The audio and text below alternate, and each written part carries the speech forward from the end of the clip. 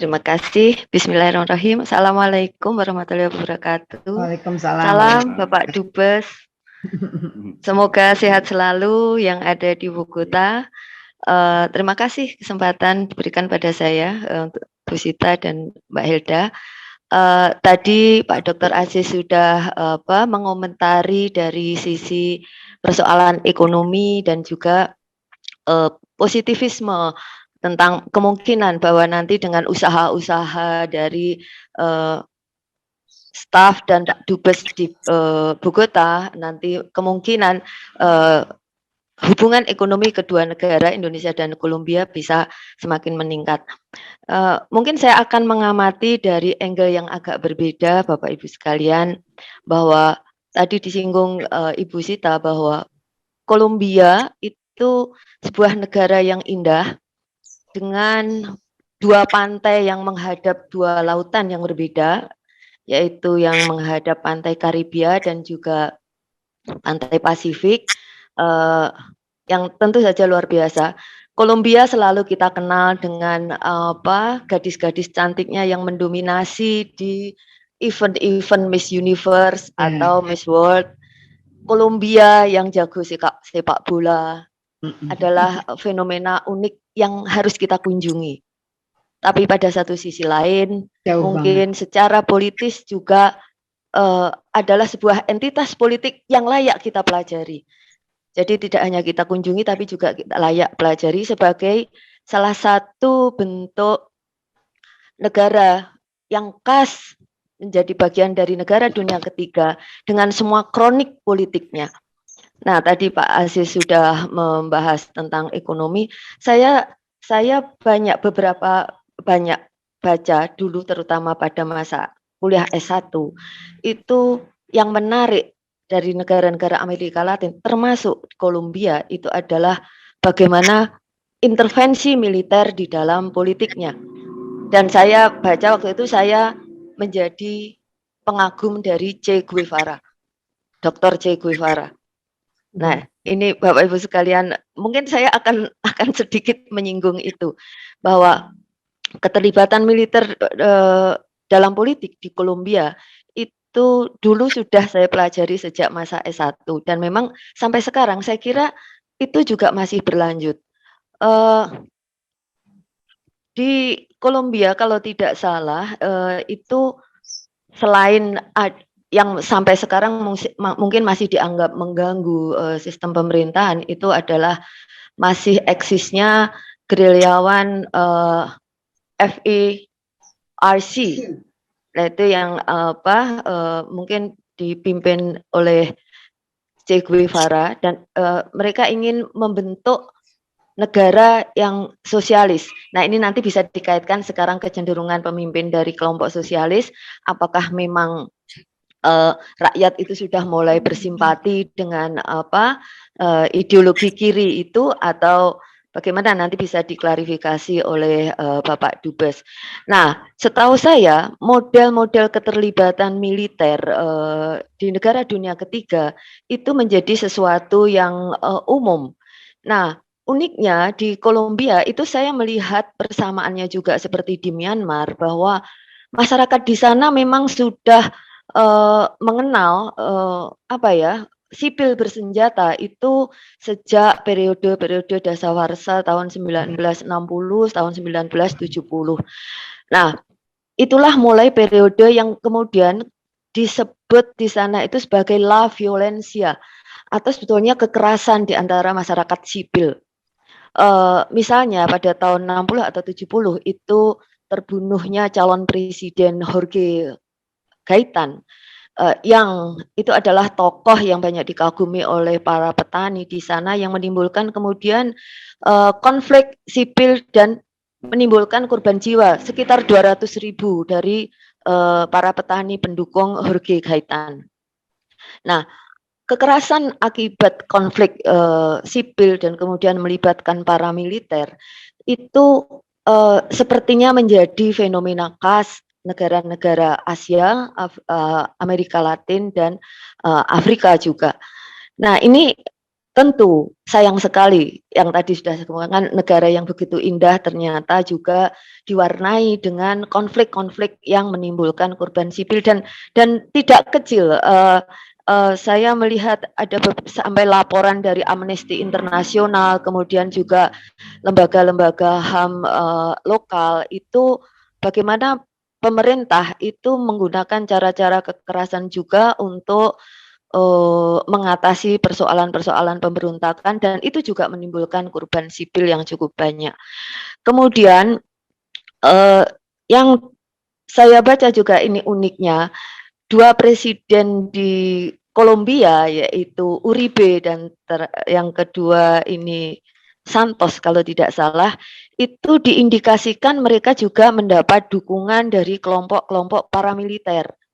Bahkan ya ini mungkin laporan sepihak dari pihak luar ya, tapi mungkin bisa biasa kalau negara-negara barat memberi laporan itu kan seperti misalnya Uribe itu diduga menggunakan dukungan kelompok paramiliter untuk menstabilkan kekuasaan, termasuk menggunakan cara-cara ya korupsi, penyuapan dan menyingkirkan lawan-lawan politiknya dengan menggunakan cara-cara kekerasan. Jadi ini fenomena yang mungkin apa ya, termasuk mempengaruhi proses politik di Kolombia yang seharusnya pada masa abad 21 itu banyak negara-negara yang sudah mulai meninggalkan cara-cara kekerasan. Apalagi kalau rakyat sudah bertindak dengan pemilu yang demokratis, kemudian juga tingkat perekonomian yang sudah mulai meningkat, itu seharusnya cara-cara seperti ini sudah mulai ditinggalkan. Kemudian yang juga cukup terkenal di Kolombia itu presidennya yang kalau saya lihat gambarnya itu cukup ganteng juga, Manuel Santos kalau tidak salah. Nah, itu ternyata juga terindikasi bahwa dia menggunakan dukungan kelompok-kelompok paramiliter yang digunakan untuk mencari pengaruh dan memantapkan dukungannya. Jadi pertama keterlibatan kelompok militer dan paramiliter. Nah, kemudian yang juga agak menyedihkan bagi saya itu adalah keterlibatan kartel-kartel narkoba di dalam aktivitas-aktivitas terorisme, tidak hanya untuk membiayai gerakan-gerakan di dalam kekerasan domestik, tapi juga untuk terorisme internasional. Nah, yang kita baca ini Pak Dubes, yang kemudian membuat tadi disebutkan mungkin hanya sedikit yang diketahui tentang Kolombia, karena banyak juga yang diberitakan adalah perseteruan dan konflik di antara kartel-kartel narkoba ini. Anak-anak muda mengenal nama-nama kartel Medellin, ya kemudian tokoh-tokoh dari para pemimpin kartel itu biasanya anak-anak muda justru memahami Kolombia dari hal-hal seperti itu. Saya lihat banyak kaos-kaos yang dijual itu bergambar Che Guevara. Nah itu ya mungkin Che Guevara Kuba ya Mbak. Ya tapi ya itu faksi ininya FARC itu juga dari Che Guevara itu dia pernah datang dan mendirikan faksi itu di Bolivia kalau tidak salah Bu Sita. Ya, okay. Jadi setelah revolusi komunis di Kuba, Che Guevara ini kan istilahnya setahu saya dia menjelajah negara-negara Amerika Latin untuk menginisiasi gerakan-gerakan sosialis komunis. Kemudian yang juga sangat berkesan bagi saya itu adalah ketika pemain sepak bola Kolombia itu melakukan gol bunuh diri di Piala Dunia, itu tidak lama kemudian dia ditembak sampai mati dan tentu oleh kelompok bersenjata. Saya tidak tahu, banyak yang berspekulasi itu alasan karena persoalan judi bola yang pada akhirnya banyak yang kalah mungkin karena gol bunuh diri itu. Jadi gambaran tentang kekerasan di Kolombia itu begitu meluasnya karena selain tadi maraknya kelompok paramiliter juga kemudian gerakan pemberontakan FARC dan ELN juga, dan banyak sebetulnya kalau kita lihat kelompok-kelompok bersenjata yang dengan ideologi yang agak berbeda. Malah saya pernah baca ada salah satu kelompok bersenjata itu yang didukung oleh Thailand juga. Jadi ya mungkin karena Thailand juga lekat dengan kehidupan intervensi militer dalam politik. Nah, ini tentu pertama memprihatinkan, kemudian juga ini menjadi kajian menarik bagi mungkin para akademisi untuk melihat bagaimana perpolitikan di negara-negara dunia ketiga. Di Asia pun juga kita tidak lepas dari persoalan keterlibatan militer dalam politik. Kita baru saja saksikan bagaimana Myanmar mengambil alih kekuasaan yang dari kelompok demokratis menjadi kekuasaan yang dipegang oleh militer.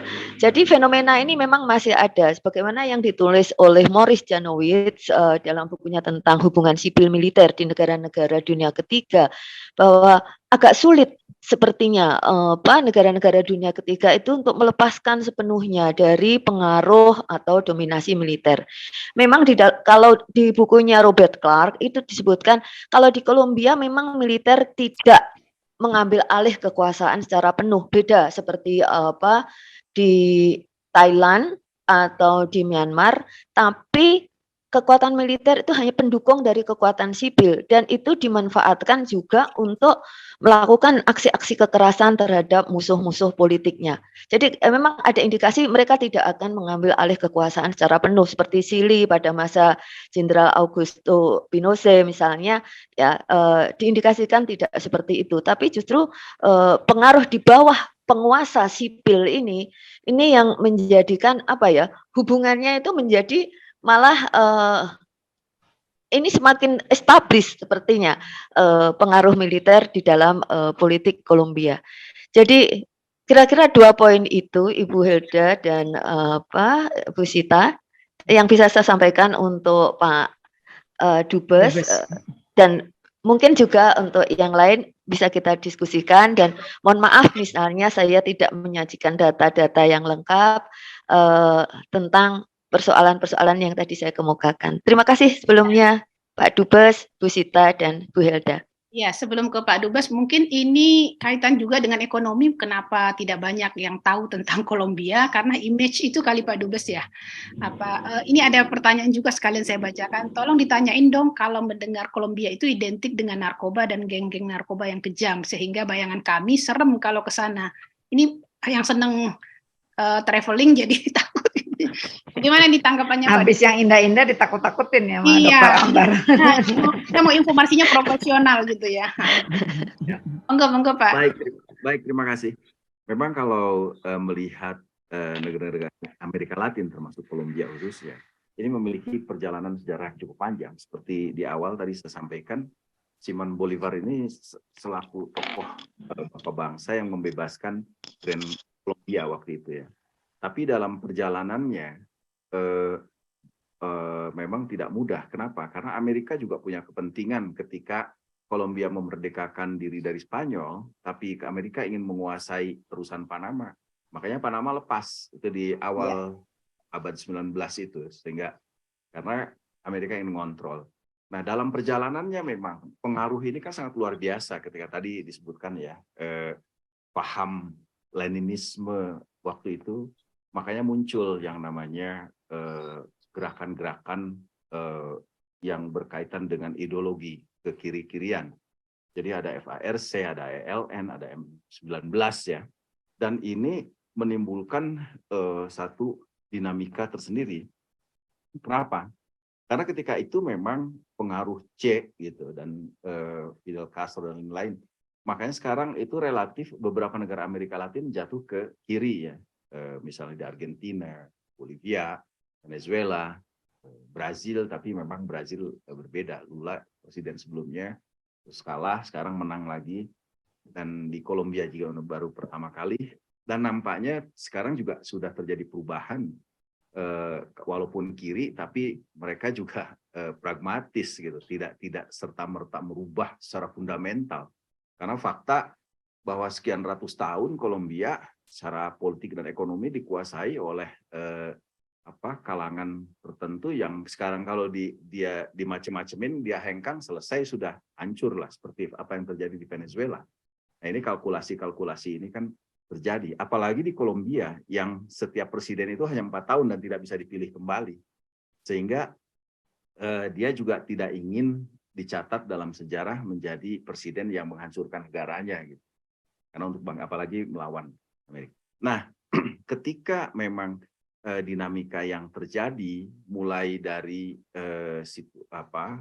percaturan politik ya. Memang percaturan politik ini sangat identik dengan kekerasan di masa-masa lalu. Mengapa? Karena memang di Kolombia ini pertama ada pengaruh, ada gerakan-gerakan itu mulai dari tahun 64 itu yang dipersenjatai dan ingin menjatuhkan rezim pemerintah yang sah untuk mengganti ideologi. Di sisi lain, Medan ya, kalau kebetulan saya sudah melakukan perjalanan ke berbagai provinsi, dan memang alamnya itu sangat luar biasa. Di samping indah, tapi memang medannya sangat berat. Jadi pegunungan-pegunungan yang sangat tinggi. Saya sekarang ada di Wisma ini, ketinggiannya 2.800 meter, Bu, Bapak Ibu sekalian. Jadi memang kontur topografi dari Kolombia dan umumnya Amerika Latin hampir sama, yaitu pegunungan yang sangat tinggi, medan yang sangat sulit, sehingga memang memungkinkan untuk gerilyawan itu bertahan, ya, dan bisa mengontrol wilayah tersebut. Nah, dalam perkembangannya, dinamika yang terjadi, khususnya saya menyoroti Kolombia, memang pada akhirnya para pemimpin-pemimpin politik itu tentunya perlu dukungan dari sana-sini, ya, dari militer, ya, dari para militer, tadi sudah disinggung.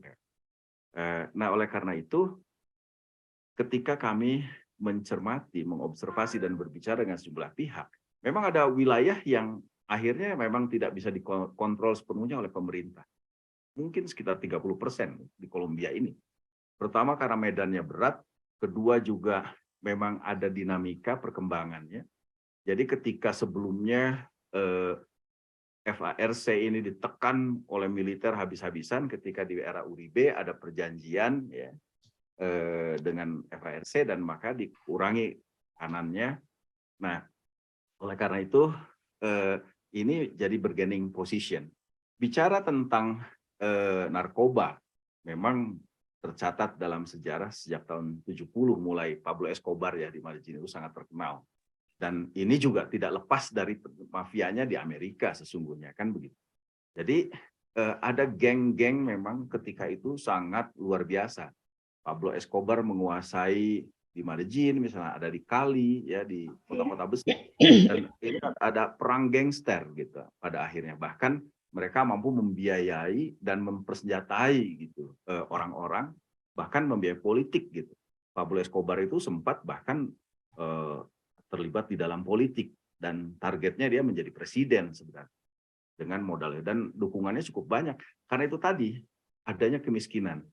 Nah, tapi setelah terjadi perang antara pemerintah dengan geng narkoba ini yang akhirnya dimenangkan oleh pemerintah dengan tewasnya Pablo Escobar di tahun 94. Nah, ini akhirnya mulai terjadi satu kondisi yang luar biasa bagi Kolombia. Bahkan catatan dari organisasi internasional, Kolombia ini salah satu negara yang paling cepat mengentaskan kemiskinannya. Ketika tahun 94 Escobar tewas, dari 65% ke angka mendekati 10% itu dalam 3 dekade.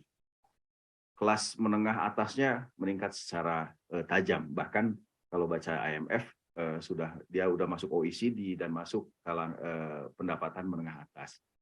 Nah, memang kalau gambaran tentang Kolombia sampai sekarang itu kalau nonton film ya, itu kita menggambarkan bagaimana perang gangster, situasi yang tidak aman.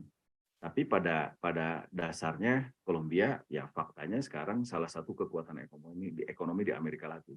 Saya pergi keluar kota, misalnya kotanya sangat indah, Chicamocha, di Bucaramanga perjalanannya 12 jam, saya pulang jam 1 baik-baik aja, nggak ada masalah. Kotanya cantik-cantik, orangnya ramah-ramah, luar biasa kan begitu. Bahkan Indonesia juga banyak belajar dari Kolombia, termasuk Transjakarta belajar juga dari Kolombia.